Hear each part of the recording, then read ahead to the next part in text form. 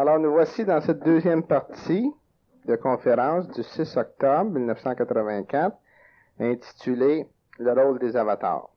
Première question, Alexandre. Tantôt, Alex a dit que le but ultime de notre vie est de se soléifier. Selon moi, ce n'est qu'une étape, 5e ou 6e. Il reste les univers ensuite. Est-ce qu'Alex peut préciser et me renseigner? Roger. Voici, au-delà de la conscience solaire, qui est déjà le maximum que l'homme puisse atteindre dans son présent état de développement, on ne peut faire que des conjectures. Quand vous avez atteint l'être-té solaire, là vous faites partie de la galaxie. Naturellement, le monde est infiniment plus grand qu'on le pense. Mais que l'on atteigne la conscience solaire, là on est déjà totalement christifié. Et ça peut prendre plusieurs vies si on a le privilège de le faire dans une seule vie, qu'on n'a pas d'anicroche ni d'avortement. Alors on a réellement accompli notre destin. Au-delà de ça, c'est rien de conjecture. C'est ceux qui sont passés maîtres qui peuvent nous renseigner, mais ça servira à rien parce qu'on n'est pas suffisamment évolué, ni sensibilisé pour comprendre ce qui se passe au-delà du système solaire. C'est ça. D'ailleurs, tel qu'on parlait tantôt, présentement, il y aurait seulement 12 ou 13 personnes sur Terre qui ont accès à la 5e. Exactement, ça c'est et qui ont maîtrisé, pas maîtrisé. C'est ça. Toute la planète. Alors, atteindre ça, c'est déjà énorme. Et puis c'est l'accumulation de plusieurs vies de préparation. C'est ça. Oui. Et puis, la balance, comme tu dis, ça va suivre en temps et lieu. Oui, oui. Ouais. Mais il y a une préparation, puis il y a une pré-préparation. C'est ça. Oh là là. Est-ce que le Nazaréen a eu une vie sexuelle? Pourquoi pas? C'était un homme complet, n'est-ce pas? Bon. Maintenant, la sexualité n'est pas nécessairement du libertinage, hein? Ni de la prolifération de nos énergies. La sexualité, c'est l'unicité d'âme à âme, d'esprit à esprit, et forcément de magnétisme à magnétisme. Pas nécessairement proximité étroite. Par sexualité, on pense toujours que c'est le contact de deux épidermes de sexualité opposée, comme nous disait Voltaire. Mais c'est pas nécessairement ça. La sexualité, tout est sexué dans l'univers, c'est la bipolarité. Alors, pour répondre directement, oui, une vie sexuelle, je dirais même totale. Je me souviens particulièrement d'un passage de Saint Jean où, au lendemain de la résurrection, Marie-Madeleine l'appelle Rabboni au lieu de l'appeler Rabbi. Rabboni, ça veut dire my darling, mon bien-aimé. Hein? C'est la première qui le dit. Hein? Alors, on appelle un homme Rabbi, mon ami, etc. Mais Rabboni, ça veut dire my darling. Hein? Alors, ça répond à la chose.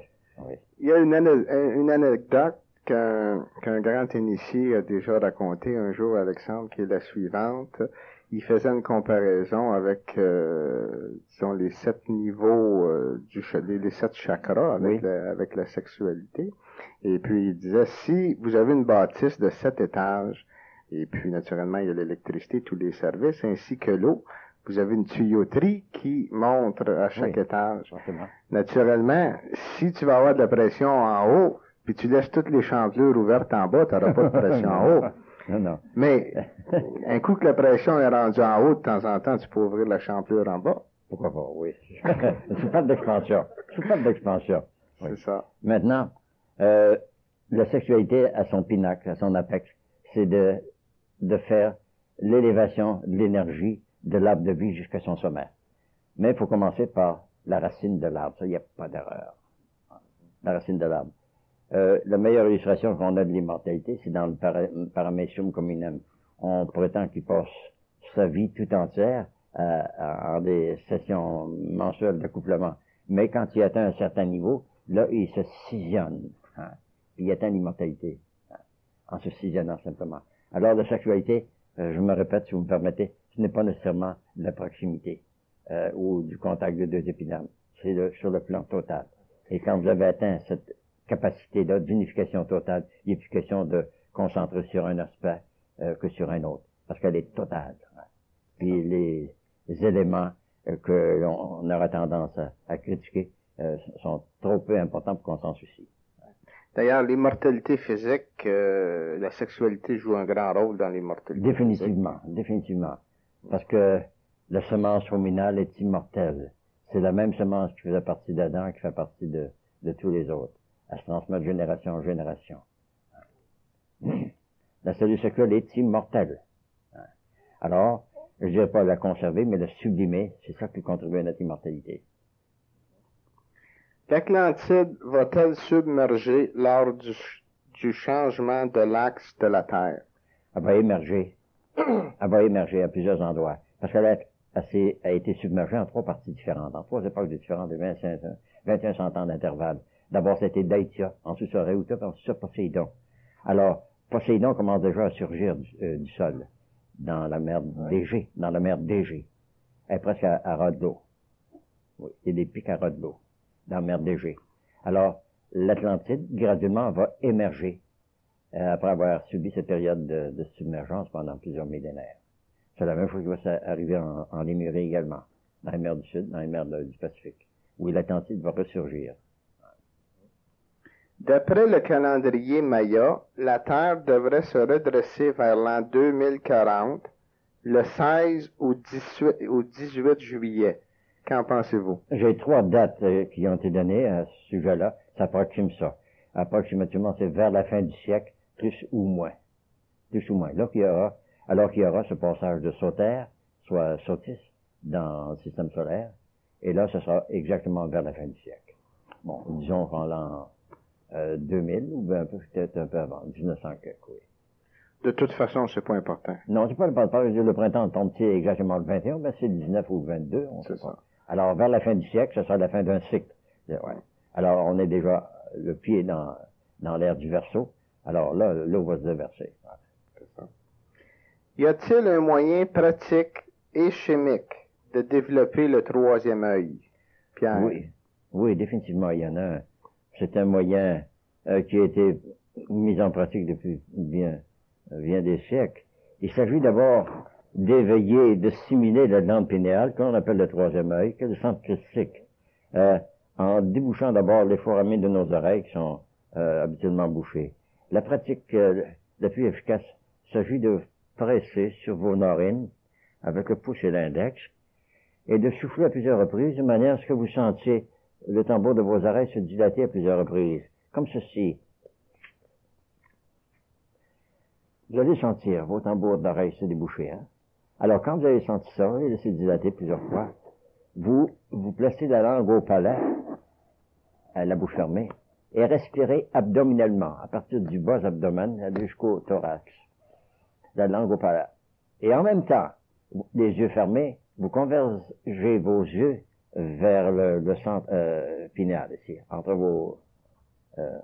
conversez votre regard, hein, haut du fil, jusqu'à ce que vous sentiez votre cœur battre ici, à chaque pulsion cardiaque. Vous sentez votre cœur bas là.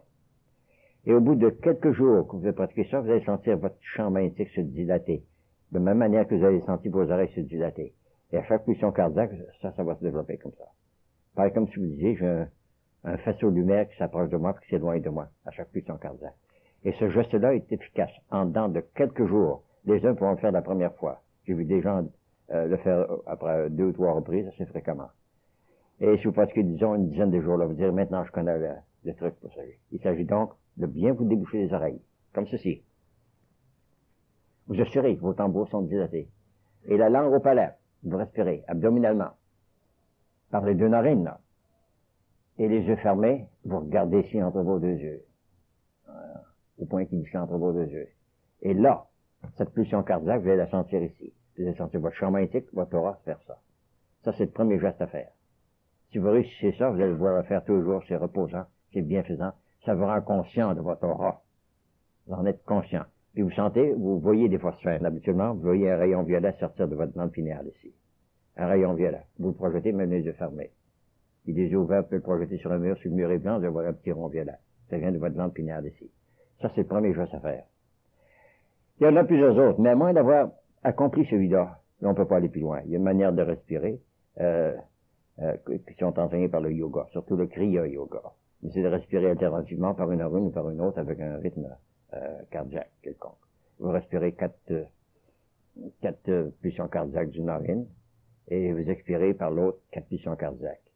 Et vous faites un intervalle entre chaque. Et finalement, vous vous sentez étourdi et au bout d'un certain temps, vous enveloppez tout votre corps. Ça mène à une extériorisation consciente. Pas de loin, si vous voulez, mais là, vous sentez en dehors de votre corps. Puis vous sentez que vous êtes attaché ici. Ça, c'est un exercice respiratoire. Il faut le faire délicatement. Si ça vous est dit au début, arrêtez puis recommencez quelques jours après. Parce que ça mobilise le corps astral à l'intérieur de vous. Alors, ces deux exercices-là, dont le premier est le plus important, consiste à vous déboucher les tambours des oreilles, respirer la langue au palate, et regardez ici, à votre troisième œil, à votre œil pinéal, jusqu'à ce que vous sentiez votre champ magnétique qui se dilate autour de vous. Ces deux exercices sont bien efficaces. Très efficaces. Au tout début, vous ne réussirez peut-être pas. Mais si vous pratiquez pendant 2 ou 3 jours, je suis certain qu'au bout de 3 jours, vous réussirez. Vous direz, je sais comment. Alors, vous allez sentir que vous êtes toujours conscient de votre propre champ magnétique, de votre aura. Puis, après un certain temps, vous verrez qu'en respirant par une oreille et en respirant par l'autre, votre corps semble se détacher, par comme si vous aviez tourné. Vous devenez étourdi, n'est-ce pas, quand vous tournez, hein? Alors, ce ne sera pas un étourdissement, ça va être une dilatation de votre corps astral, de votre corps éthérique, puis vous enveloppe tout le corps. Quand vous avez atteint cette chose-là, vous avez déjà maîtrisé le corps intérieur, vous êtes capable de le manipuler. Vous finirez par le sentir au bout de vos doigts aussi. Vous sentirez toute votre énergie vous sort par le bout des doigts, à tel point que vous aurez envie de faire ça, pour frotter les doigts. Alors, le corps est vraiment mobilisé et libéré, le corps astral, je veux dire. Il est vraiment libéré. Alors, ce sont ces exercices-là qui vont précipiter votre sortie en astral, et surtout votre conscience de votre champ magnétique et de votre aura. L'aura, c'est l'or que vous avez accumulé, c'est-à-dire l'énergie solaire que vous avez accumulée depuis votre naissance. Puis elle est logée autour de votre tête sous forme d'un champ magnétique. Alors ces exercices-là sont très précieux, ils sont pas difficiles. Dès que vous avez maîtrisé, que vous avez réussi une première fois, vous dites, c'est plus simple que je pensais. Est-ce que travailler pour anéantir son orgueil ne sera pas une autre méthode aussi, Alexandre? Définition de l'orgueil, c'est une estime outrancière que l'on a de soi-même. Bon, la meilleure manière de combattre l'orgueil, c'est de magnifier la valeur des autres. Puis vous dire à chaque fois, voir quelqu'un, pourquoi que je suis pas comme ça, moi? Hein? Je devrais être comme ça. Mais toujours chercher ce qu'il y a de meilleur en lui. Faut que je sois comme ça. Par exemple, on va rencontrer une femme, dire, comment ça se fait que je suis pas comme ça, moi? Hein? Bon, je vais rencontrer un homme, alors vous voyez tout de suite ce qui est de bon en lui. Il faut que je devienne comme ça. Il y a quelque chose de bien dans cet homme-là, que je n'ai pas. Hein? Puis il y en a partout, dans tout le monde, hein? Il y en a partout. Là. Alors, il y a une question d'orgueil, il y a une question de l'assimiler à autrui. C'est le même esprit qui habite l'autre corps que celui qui Absolument, habite le nôtre. absolument, oui. L'orgueil, c'est une estime exagérée de soi-même, souvent au détriment des autres. Ça bloque beaucoup de Mais portes. certainement, ça nous bloque nous-mêmes aussi. Ça bloque Ça crée nous-mêmes. l'antipathie envers autrui. Ça empêche l'ouverture du troisième œil, définitivement. Par exemple, quand on aime quelqu'un, on n'a pas d'orgueil. Hein? On admire, on vénère cette personne-là, on dit, je veux devenir comme elle, puis on prend tous les moyens pour le faire. Ça. Oui, ça c'est bien. Une question assez subtile, Alexandre. Vous parlez toujours d'hommes pour les avatars. Pourquoi pas les femmes?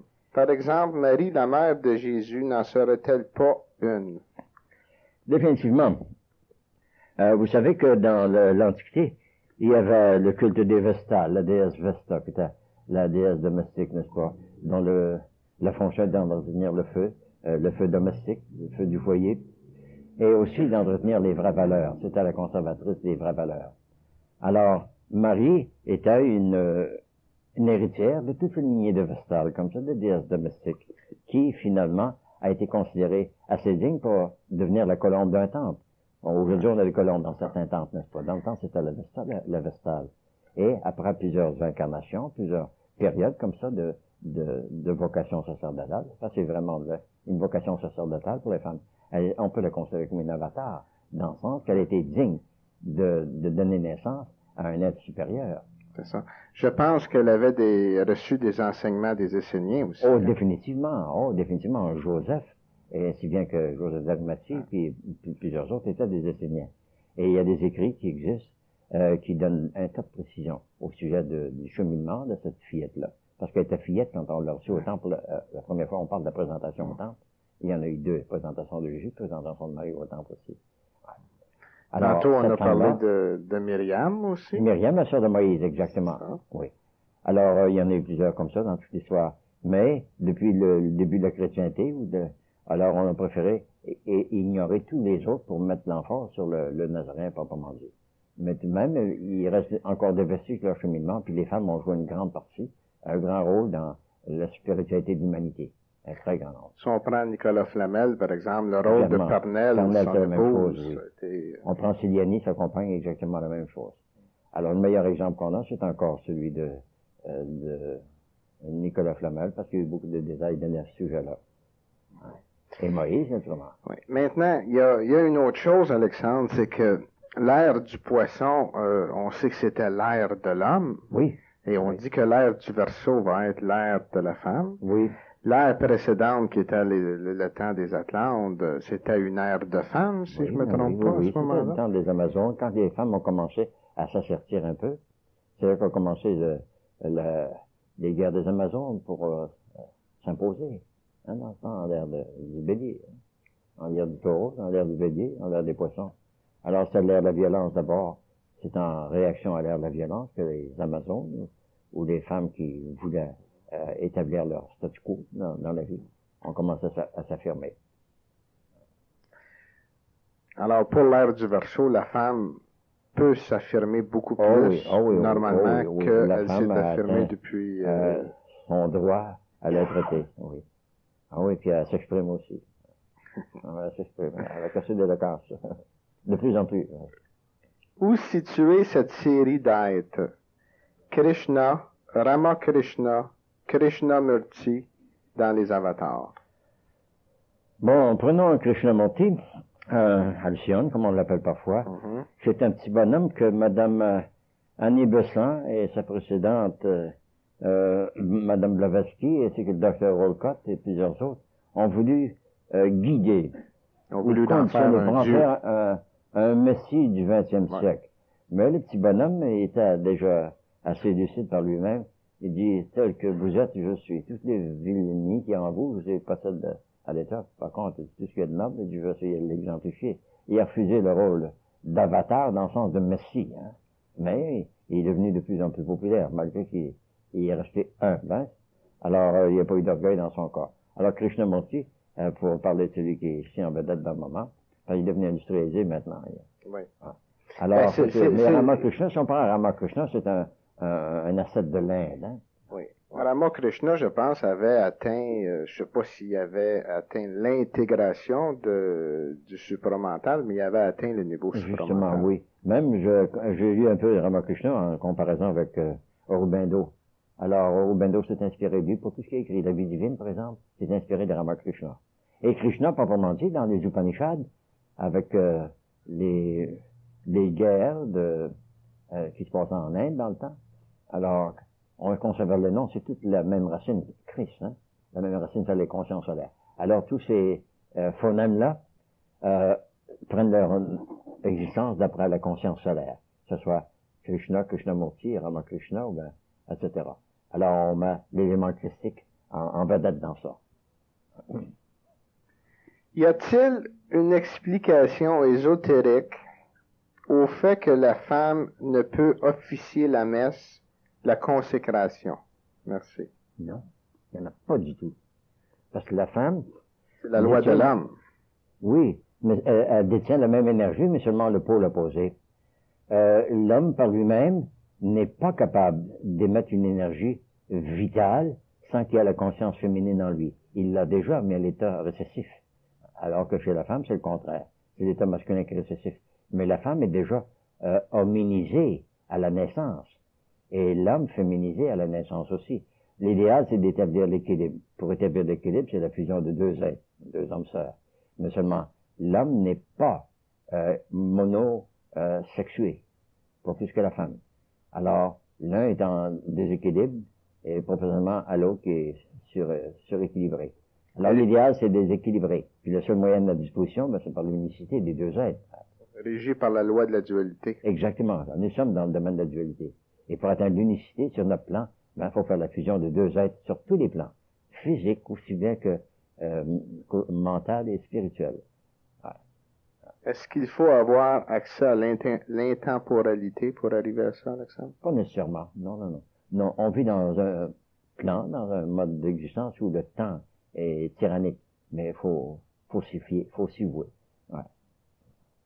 L'antemporalité, c'est un état béatique, mais on ne peut pas rester éternellement dedans. Non. Est-ce que l'ambassadeur contemporain n'est pas le pape présent?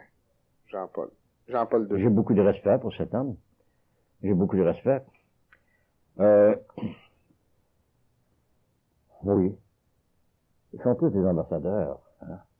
Mais lui, l'avantage, c'est qu'il a accès à toute la chrétienté. Il est respecté par toute la chrétienté, mais il y a eu un peu de dissension parmi certains évêques et cardinaux, mais il est encore respecté par toute la chrétienté.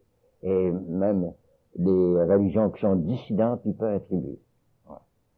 Dernièrement, les protestants ont payé un tribut universel, surtout l'Église la haute Église d'Angleterre. On payé un tribut au pape pour le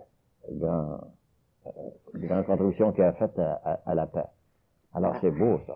Alors, c'est l'ambassadeur de l'ère à venir. Très bien, un ambassadeur. Il y en a eu plusieurs. Et celui-là a fait son possible en vertu du prestige que le monde entier lui accorde. C'est un homme digne, définitivement digne, puis d'une haute spiritualité. Il n'y a pas d'erreur.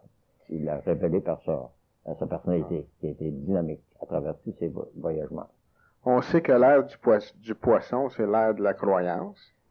Pour la masse, en masse. Oui. Et puis que le pape, effectivement, est à la tête du plus gros empire de croyance. Oui, mais seulement, cette croyance, comme il l'a dit à un moment, il croire, il sait croître. Hein? Oui. C'est une belle phrase, ça. Oui, mais disons, alors, je sais pas si... C'est la croyance qui mène à la cognition, à la connaissance. Hein? Ne pas croire en une chose, c'est s'empêcher d'y avoir accès. Alors, il faut d'abord y croire afin d'y avoir accès. Alors, l'ère de la croyance a encore sa place pour un certain temps. Oui, parce que la connaissance, elle commence à peine à poindre dans le monde. C'est ça. Mais la religion catholique, à date, du moins, n'a pas propagé la connaissance. Elle a propagé la croyance. Elle a pensé, à tort, que l'homme n'était pas prêt, que c'était prématuré pour lui imposer. Ben, lui révéler toute la connaissance, qui en a fait mauvais usage. Comme dans certains domaines, dans le domaine de la science, par exemple, la connaissance des forces atomiques, alors c'était trop jeune pour mettre dans les mains des industriels. Alors que certains savants y ont eu accès. Mais imaginez-vous si ça avait été dévoilé à tout le monde, ce que ça aurait pu faire? On aurait pu faire des bombes atomiques dans la cuisine chez soi. Hein? Ouais. Alors, dans le domaine des sciences spirituelles, c'est la même chose. Il y aura des forces nocives qui ont été mises en branle aussi. De quelle façon l'on peut se triunifier? Bon, voici, c'est toujours le même postulat, que l'homme est un être trinitaire créé à l'image de son créateur, qui est corps, âme, esprit. Le corps de Dieu, c'est la nature environnante, tout ce qu'il y a. La nature organique, la nature inorganique. Tout ce qui est visible, tangible, perceptible, c'est le corps de Dieu. Hein? Maintenant, son esprit, ce sont les forces dont on appréhende l'existence par tous nos moyens. Et au-delà de ça, ben, il y a le penseur, le grand penseur cosmique, le grand architecte de l'univers, comme on dit. Alors, l'homme est un être trinitaire à l'image de son créateur, qui est le grand tout. Alors, pour se trinifier, pour s'homogénéiser complètement, faut que l'homme ait accès à ces trois plans-là. Faut qu'il se sente un avec la nature, hein, et un avec son créateur, une réplique, un duplicateur de son créateur. Et tous les enseignements ésotériques mènent à ça. Réaliser, comme le prophète Isaïe le disait, dire si vous êtes des dieux à votre insu, hein, devenez-le, des dieux en embryon, des dieux en gestation. Alors, l'homme veut devenir semblable à son créateur. Au tout début de la Genèse, Moïse nous fait cette remarque-là au sujet du créateur, Yahvé, Jéhovah. Il dit maintenant que l'homme a eu accès à l'arbre de la connaissance, à l'arbre de la science du bien et du mal, c'est-à-dire ce qui est bienfaisant, ce qui est malfaisant, on va interrompre son cheminement. De peur qu'ayant accès à l'arbre de la vie, il devienne semblable à l'un de nous. Bon, le créateur, c'est une multiplicité d'êtres, hein, pareil comme Nato, c'est pas rien qu'un homme. Hein. Alors, à moins qu'il mette la main, qui étend la main, qui a accès à l'arbre de vie, qui gâche toute la vie, on va interdire son cheminement. Alors, tout développement doit être graduel. S'il est trop soudain, c'est, comme on dit, brûler les étapes.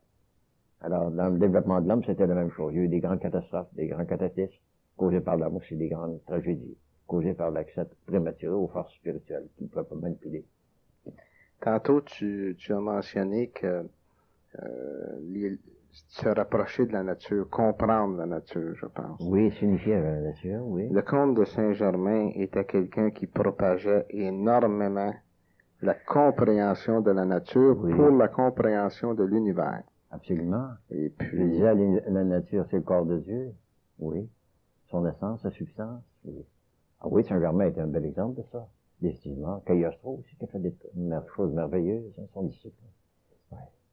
Justement, un des exemples qu'il donnait à l'occasion, c'est que si on regarde une fleur, ce qui se produit lors du cheminement d'une fleur de A à Z, là, du début à la fin, on plante dans la terre, ainsi de suite. En aucun moment, la fleur, de par ses sens, ferme ses portes à l'esprit. Elle laisse se pénétrer. Elle est vivante, elle vit une vie latente, mais vivante quand même. Et l'individu qui ferait la même chose, automatiquement, a dans les accès grandes à Dieu. méditations, on nous conseille de méditer sur la croissance d'une fleur, d'avoir une petite semence toute petite, vous la plantez en terre, vous observez son insignifiance, vous la mettez en terre, vous la voyez pousser. Hein? Alors, méditer sur la nature, sur tous les aspects de la nature, c'est la meilleure manière de devenir un avec la nature, avec le corps de Dieu. Et quand on sent cette unicité-là, on se sent magnifique, on fait partie du grand tout. Hein? Inséparable. Car tout est parallèle. Oui, oui. Tout est lumière et son, et tout doit retourner à la lumière, par le son. Toujours, oui. Y a-t-il un lien entre les 13 initiés et le sceau américain? La pyramide avec un œil tronqué, aigle avec 13 étoiles, que symbolise-t-il? D'abord, ça fait que les pionniers de l'Amérique n'étaient pas nécessairement des aventuriers.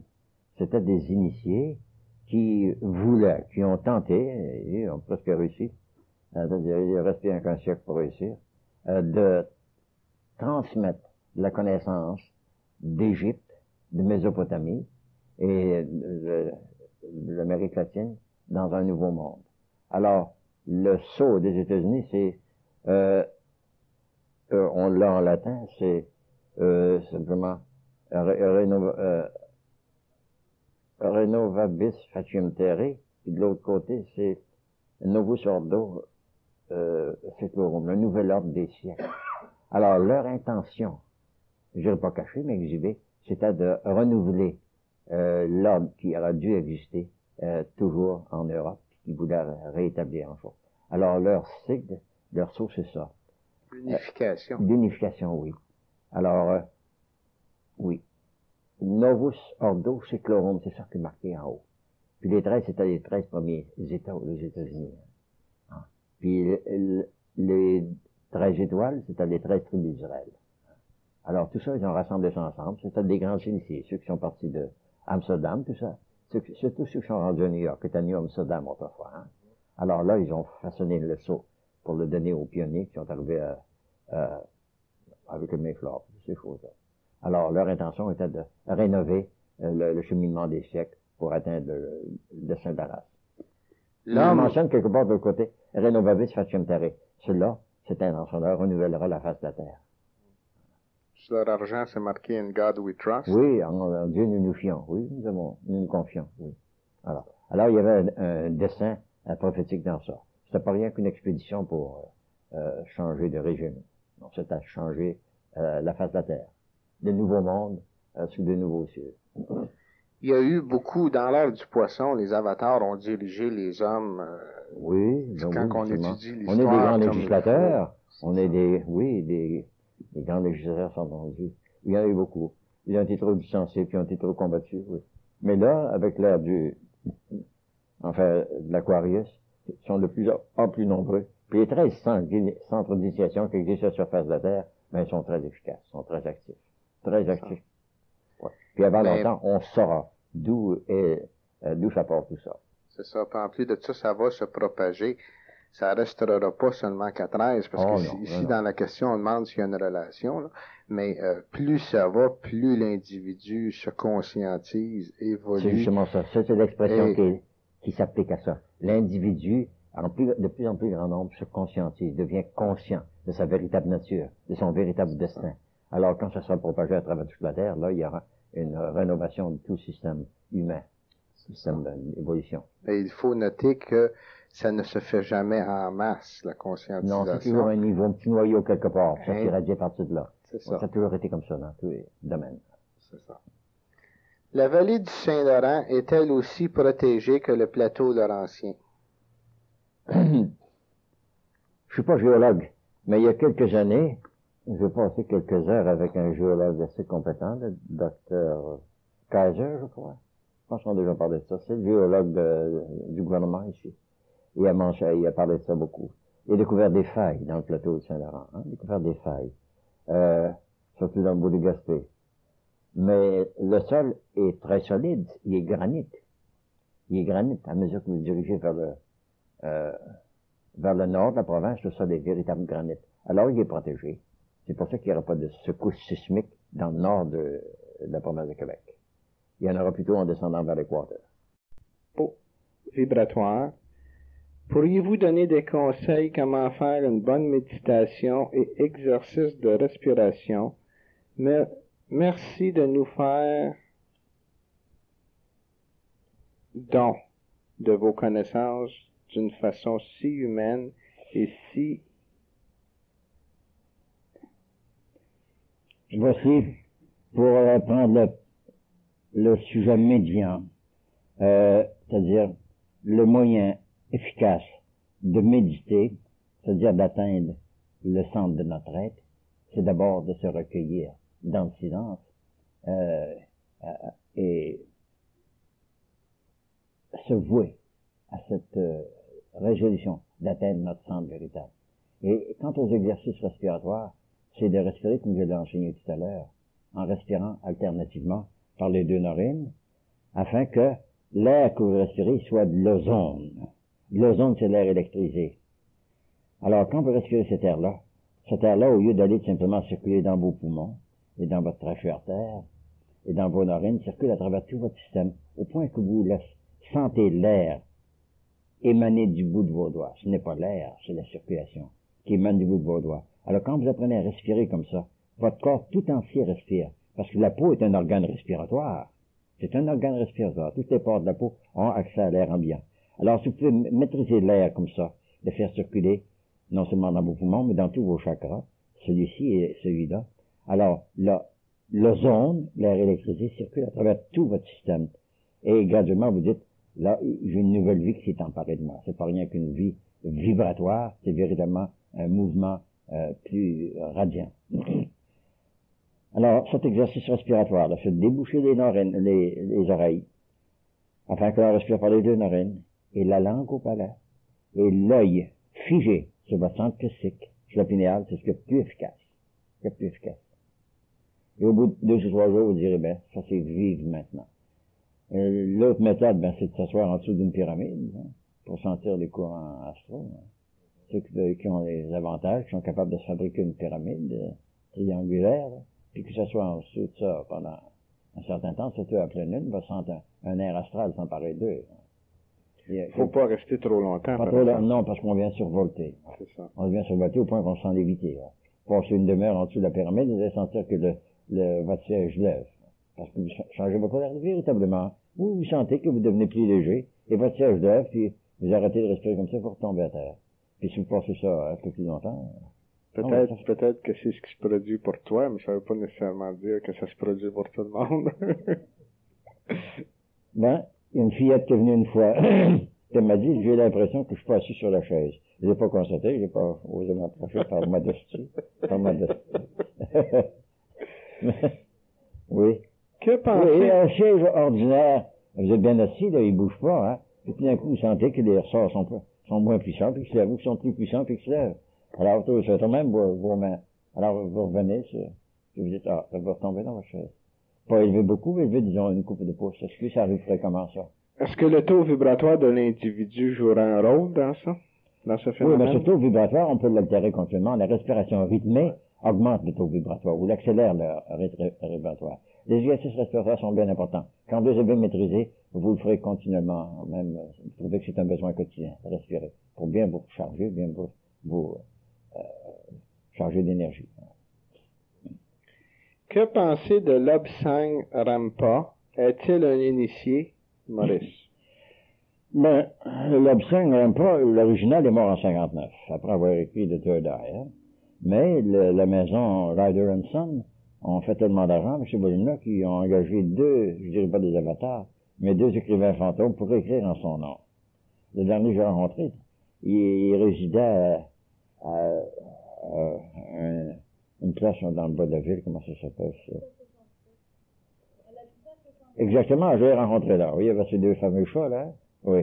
Alors, ça, c'était un même Macduff, Jerry Macduff, qui jouait le rôle de Lobsang Grandpa.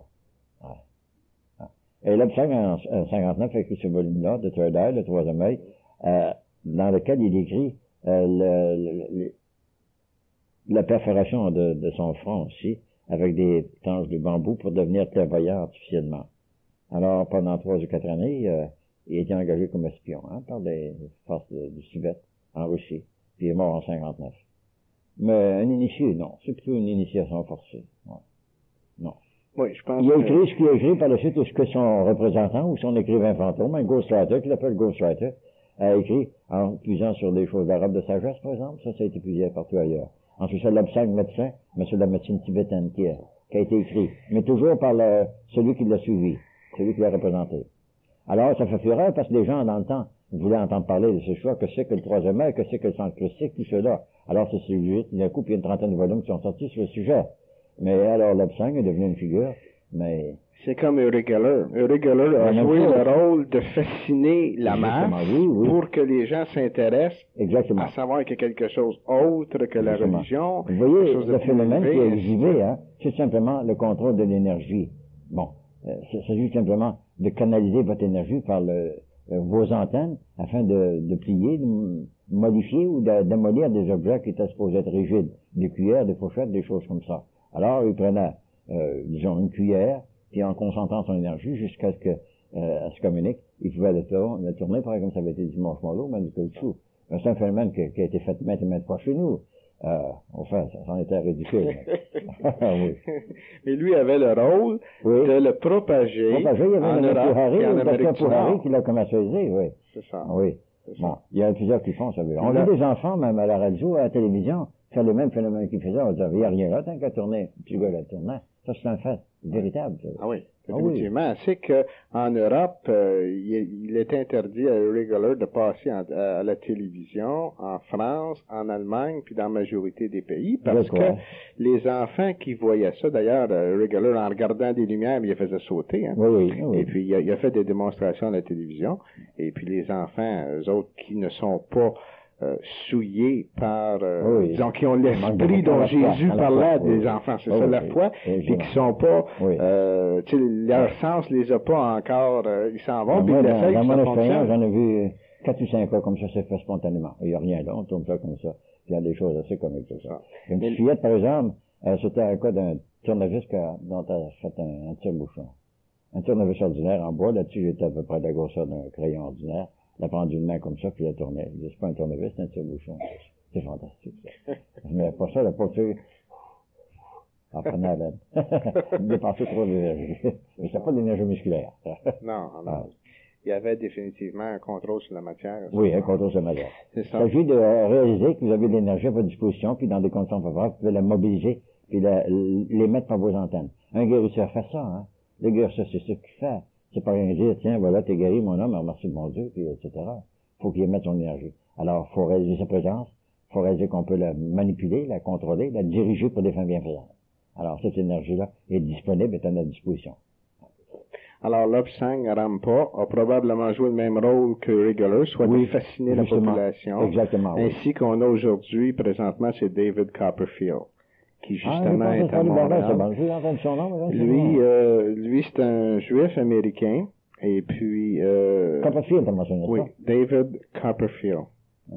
Et puis, il a fait disparaître des voitures. Il a fait disparaître la Statue de la Liberté pendant 30 secondes. Il a dématérialisé la Statue. Bon, ça se fait. Alors, aujourd'hui, c'est cette fascination-là qui attire les gens à aller avec mon ignorance. David Copperfield, faut que je marque ça. C'est ça. Ah oui, il a fait. Il va être à Montréal, justement, prochainement. D'ailleurs, il y a des gens ici au centre qui ont étudié, c'est-à-dire qui ont fait une étude de son nom. Oui. Et puis, apparemment, c'est pas par hasard qu'il est ici, c'est-à-dire qu'il est en Amérique du Nord. Bon, très bien. David Copperfield. Copperfield, je vais me renseigner. J'ai encore à apprendre, vous savez. Ici, c'est la même question. Y a-t-il des femmes avatars? Sinon, pourquoi? Le pourquoi, peut-être? Prenons dans le domaine de la politique, Jeanne d'Arc. On a très peu parlé de Jeanne d'Arc, n'est-ce pas? C'est l'héritière des Templiers, n'est-ce pas? Est-ce qu'on ne pourra pas lui attribuer ce titre-là? Non? Justement, c'est un rôle de préparation extraordinaire qui a été fait. Là. Alors, j'ai infiniment de respect pour ça. C'est vrai qu'on a écrit un tas de carnets à son sujet, avec Pucelle d'Orléans, tout ça, ouais, Don Rémy, tout ça. Mais c'est une femme, une médium d'abord, puis une femme haute dignité. Alors, je mettrais comme avatar, mais sur le domaine politique surtout. Ouais.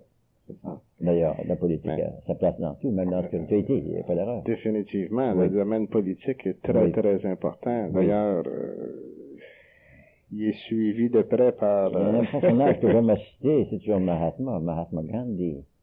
Hein?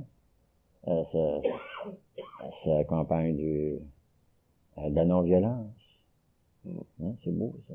On connaît très peu ça. Lui-même, en mourant, il a béni son assassin. C'est un grand bonhomme. Un grand bonhomme, oui. Alors, des avatars, ça se résume à ceci, c'est des ambassadeurs appointés par des forces supérieures, ben, qui sont voués à la divulgation de l'évangile du nouvel âge, quoi. J'ai regardé la définition qu'il y avait dans un des dictionnaires que j'ai chez nous, et puis on donne ceci: descente du ciel dans l'individualité. C'est très bien. C'est très bien. C'est très bien. C'est rare qu'on voit une bonne définition ésotérique alors qu'on dans un donne tellement de dictionnaire. fausseté au sujet de l'alchimie puis ça, par exemple. Ouais. Ah oui, descendre du ciel, justement, des plans supérieurs dans la matérialité. Oui, c'est très bien ça. Oui, alors, un avatar, c'est ça, c'est un homme qui est imbué d'une force supérieure, puis qui l'emploie pour démontrer l'existence, révéler la véracité de ce plan supérieur d'être-té. Oui, un avatar, c'est exactement ça. La définition est juste. Est-ce qu'il y a une différence, Alexandre, parce qu'il y en a plusieurs qui prétendent que justement les avatars ou les grands initiés sont extraterrestres de conscience, je dis bien, de conscience extraterrestre, Oui. et puis qu'ils viennent sur la Terre naturellement pour diriger ceux qui sont de conscience terrestre. C'est peut-être une conscience, disons, supraconsciente ou inconsciente, hein, il n'y a pas de contradiction dans ça. Mais on sait qu'avant de mettre le pied sur Terre, on avait été dans une autre conscience. Ce qu'on appelle les planètes sont des plans de conscience. Hein? Alors on n'est pas né, on n'est pas autochtone de la Terre. Nos ancêtres viennent d'ailleurs, ils ont recueilli, retenu un héritage de leur expérience préalable avant de venir sur la Terre. Il y en a qui en ont plus que d'autres. On parle de Nikola Tesla, par exemple. On dit qu'il y avait une conscience vénusienne. Hein? Alors il l'a révélé par ses découvertes, ses inventions, des choses comme ça. Bien d'autres aussi. Et d'ailleurs, lorsqu'on rencontre des gens et que vibratoirement ça fonctionne et ça va très profond, on peut dire qu'on vient de la même place. Oui, ben oui, ou environnement. Il y a des affinités. On est sur la même longueur d'onde, on vit dans le même orbite, oui. Ah oui, ça c'est un... Alors ça se détecte inconsciemment. C'est ça. Parce qu'on a déjà vu des gens très avancés qui, leur taux vibratoire était très élevé, mais qui n'avaient pas d'affinité. C'est ça. Exactement, oui. Alors, ces hommes-là, étant sur la même longueur d'onde, se reconnaissent intuitivement, font partie d'un tout, d'une famille spéciale. Ouais. Pouvez-vous nous parler plus expressément des avatars qui doivent agir aujourd'hui, dans notre temps présent, s'il vous plaît? Voici, je parlais tout à l'heure du groupe de Borup, en Scandinavie, au Danemark, n'est-ce pas? Le nom, ça veut rien dire, que vous l'appeliez Horton, n'importe quel autre nom, ça n'a pas d'importance. Mais il y a un personnage spécifique qui guide un groupe de médiums, des médiums à trans et des médiums à effet, des médiums qui sont intuitifs, qui donnent des renseignements au sujet de ce qui doit se passer et ce qui commence déjà à se passer. Ça, c'est au Danemark. C'est le groupe des sciences cosmiques.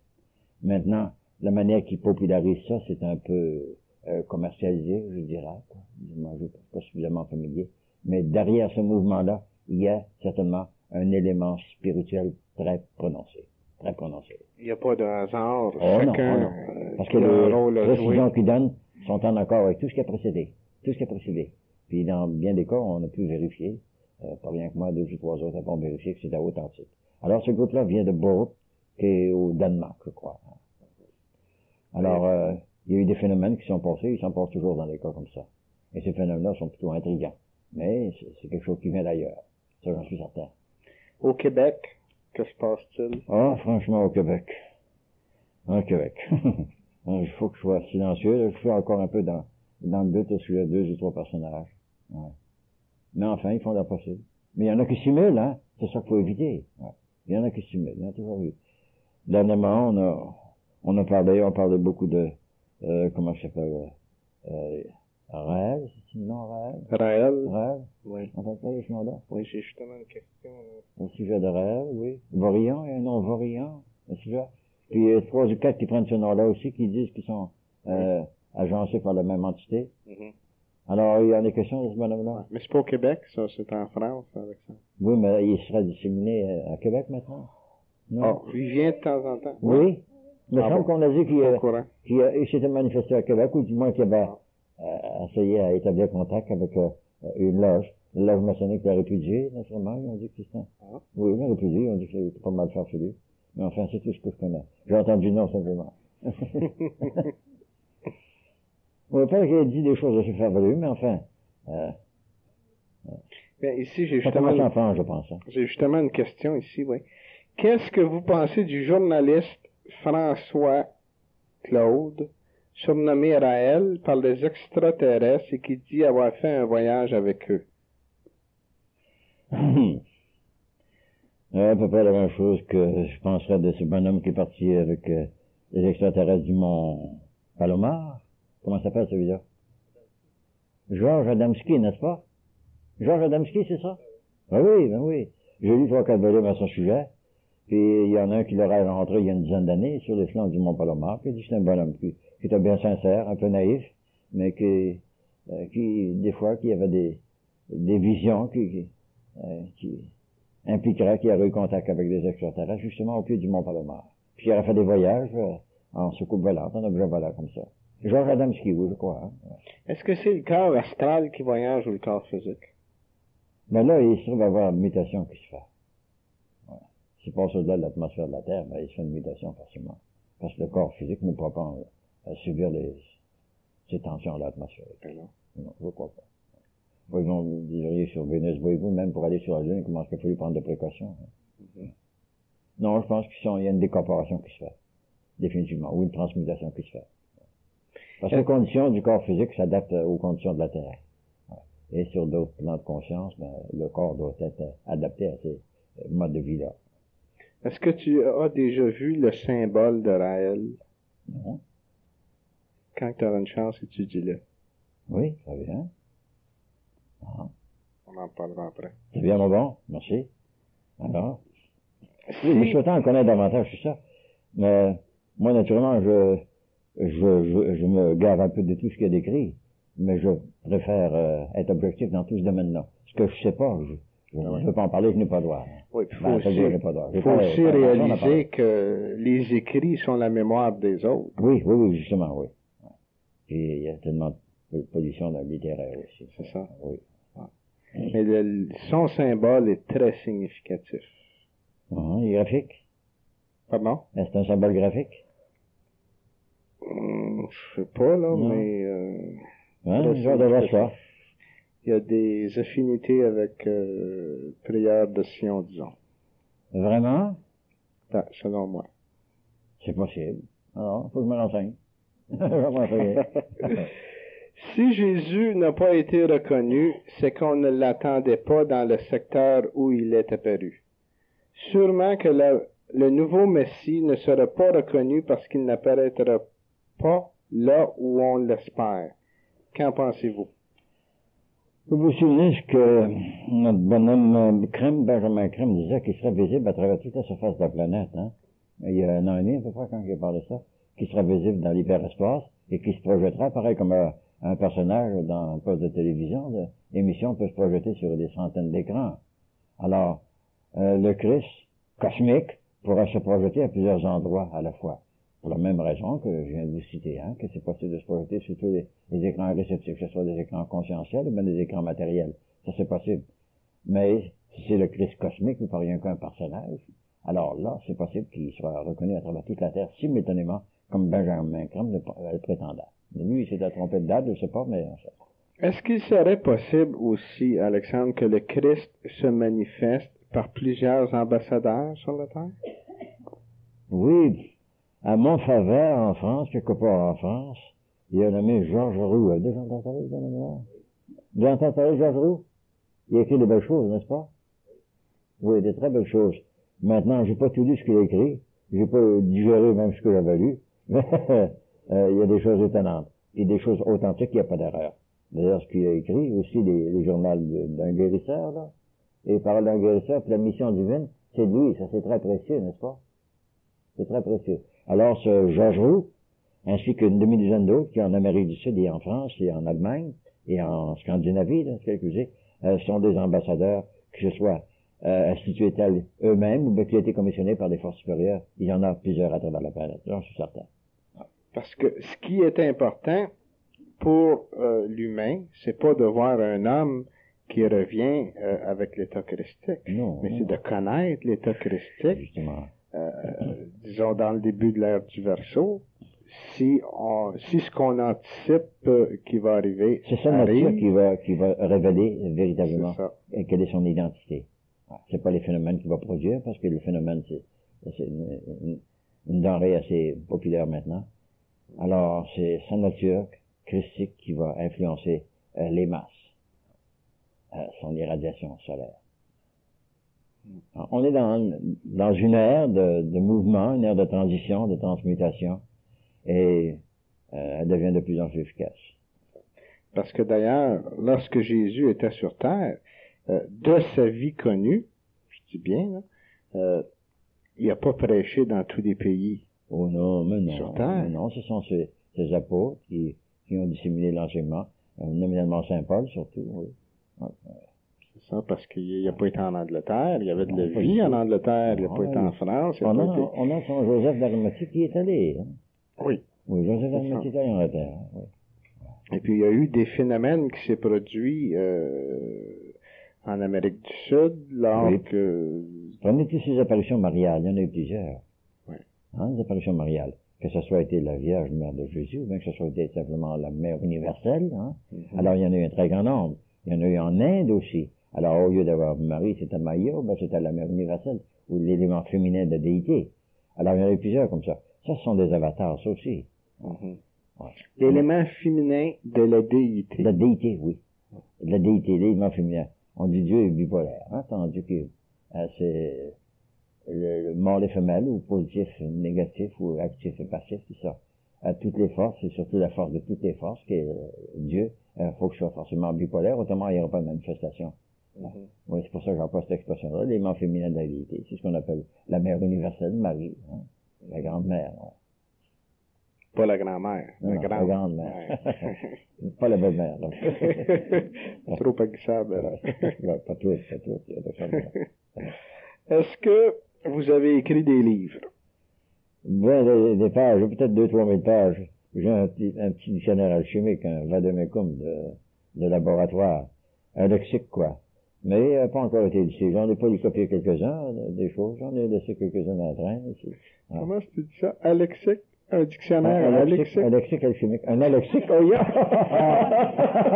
Un alexique, comme un alexique. Oh yeah. On m'a demandé aussi comment ça se fait un peu. Non, j'ai écrit un petit lexique, c'est un... tu vois, tu rejoins d'anticipation. Oui, c'est un petit lexique, tu sais, un petit dictionnaire de à peu près 2800 mots, et chaque mot est traité pour donner la définition du texte. Par exemple, dans le traité d'alchimie, je décris toutes les forces du grand œuvre comme ça, dans ce dictionnaire-là. J'ai 2800 mots dedans. Il est écrit dans le genre du dictionnaire philosophique de Voltaire, tu sais. Au lieu de donner juste une définition, j'ai fait un article aussi à chaque mot. Mais je pense que je dois en emporter ici prochainement. Ouais. N'as-tu pas aussi écrit un livre sur l'initiation solaire? Oui. Ben, un livre, c'est près 75 pages. C'est une petite brochure, simplement. Ouais, oui. Ça, c'est très modeste, 75 pages. Parce que quand je l'ai vu, il était ça m'a intéressé, parce que, au fait, je l'ai réécrit il y a 3 ou 4 fois. J'ai commencé à l'écrire en 26, en 1926. Mais c'était pas mal amateurish dans le temps, ça. Est-ce qu'il y avait des écrits à ce moment-là, en 26, sur l'initiation solaire? Il n'y avait rien que Jacob Böhm, qui parlait du mystérieux magnum, tu sais, le mystique rosicrucien. Puis il y avait Saint Thomas d'Aquin qui en parlait un peu. C'est tout. Tout ce qu'on avait. Oui, Jacob Böhm qui a écrit quelque chose. Le mystérieux magnum, puis il avait écrit autre chose, Aurora Consurgens, le réveil de l'aurore, oui, l'aurore naissante, c'est tout ce qu'on avait. On va pas faire d'autres choses. Parce que la différenciation entre initiation solaire et initiation lunaire vient juste de, disons qu'à la masse, c'est disponible seulement que depuis quelques années. Oui, justement, oui. Parce que on croit qu'une émotivité qui dépasse l'émotion ordinaire, c'est une initiation. C'est simplement une exaltation, mais ce n'est pas assez pour faire une transmutation. Dans l'initiation solaire, c'est véritablement la captation d'énergie solaire en soi par le biais de notre plexus solaire. Alors, le système titantien, en fait, c'est pas rien qu'un phénomène de nervosité ou bien d'exaltation nerveuse. Ouais. L'émotion qui dépasse le taux qui devrait être dépassé, ça serait pas de la manipulation astrale, ça? Oui, justement. Par exemple, dans des cérémonies religieuses, comme on fait parfois aux États-Unis, là, des hystéries de martiens en masse, là, on a vu beaucoup de ça. Ça, on appellera ça une initiation lunaire, hein. C'est simplement de l'émotivité, mais ça dure pas. Ça dure pas. Ça amène au ciel. Oui, pas dans les cieux. Non, justement. Le ciel n'est pas si haut qu'on pense, comme on dit. Non, il est plus près qu'on pense, justement. L'Atlantide va-t-elle submerger lors du changement de l'axe de la Terre? Je pense que c'est la première question. Oui, j'ai dit qu'elle va émerger, hein. Elle a été submergée, cette fois reprise. Elle va émerger, elle va avoir une émergence. Ben oui, parce que là, ça va redresser, et comme j'avais mentionné, que les continents nordiques, soit de septentrion, vont descendre vers l'équateur, et ceux du méridien, l'Amérique méridionale, vont monter vers l'équateur, afin que toutes les terres soient à la ceinture équatoriale, et que les deux ouvertures sont libres, les deux ouvertures polaires sont libres. Alors la Terre gira verticalement en relation avec le Soleil. Et là, ça rétablira l'ordre pendant une période de 2100 ans, hein, avant qu'il y ait encore une autre déclivité. Mais c'est ça qui doit se produire, qui se produit à tous les 2100 ans, hein, par degré, et tous les 25 000 ans, complètement. Les pôles deviennent l'équateur, ou les ouvertures polaires, et inversement, l'équateur devient au pôle, afin de rétablir l'harmonie sur toute la planète. Ce qui, lorsque tu parles de 25 000 ans, ça se trouve à être un aire zodiacal. Un aire zodiacal total, oui. Et puis si on divise par 12, ben, ça domine... Un mois zodiacal, 2160, oui. 2160. Oui, exactement ça, oui. Ça, c'est 12 zodions, tu sais, 12 zodions, ouais. Alors, parce que ça prend 72 ans pour faire un degré, simplement. Alors, c'est ça. Alors, dans ce domaine-là, nos avatars ont eu un rôle à jouer, pas tant sur le côté scientifique que sur le côté spirituel. Dans le côté scientifique, c'était des grands savants, mais la plupart ont été accaparés par des forces qui étaient nocives. Hein. C'est ça, mais on relie souvent la science à la matière. Justement, oui. Et puis, justement, les connaissances à... Alors, l'homme, laissé à ses propres ressources, fait souvent des gaffes, hein. Alors, c'est l'antagonisme qu'il y a entre Jéhovah et Lucifer, hein. La politique du libre arbitre, la politique d'obéissance aveugle, ou la docilité totale, hein. Alors, ces deux types-là ont des personnalités sur les rubriques Yahvé, Jéhovah, le despote biblique, et Jupiter qui disait non, laisse-la faire.